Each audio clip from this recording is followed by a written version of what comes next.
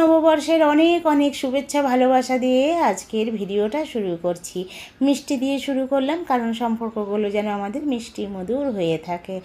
আর আমি যেহেতু ম্যাক্সিমাম দিন তোমাদের কাছে খাবারের ভিডিওই পোস্ট করি, সেহেতু আজকে আমি যদি খাবারের ভিডিও পোস্ট না করি তাই কখনো হয়? কারণ বাঙালি আমরা, আজকের দিনের খাবার তো অবশ্যই পোস্ট করতে হবে। আর আজকের দিনটা খুব মজা করে কাটিয়েছি, কারণ দিদি এসেছিল আমার বাড়িতে, কারণ দিদির পরিবারকে আমার বাড়িতে আজকে নেমন্তন্ন করেছিলাম। যাই হোক, কী কী রান্নাবাড়ি করেছি সেটাই এবার চলো দেখা যাক।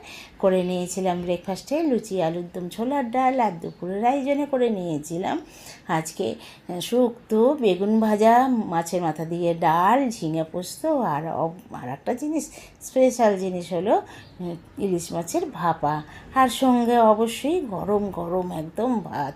এই হলো আজকে আমার রান্নাবাড়ির মেনু। আর দিদি যখন এসেছে তখন আমার জন্য আর আমার ছেলের জন্য নিয়ে এসেছিলো চিংড়ি মাছ, কারণ চিংড়ি মাছ আমার ভীষণ পছন্দের। আর আমার হাজব্যান্ড যেহেতু চিংড়ি মাছ খায় না, অ্যালার্জি আছে, ওর জন্য নিয়ে এসেছিলো বোয়াল মাছ।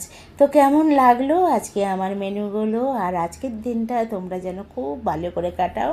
তাহলে ভালো লাগলে অবশ্যই একটা ছোট্ট কমেন্ট রেখে যাও।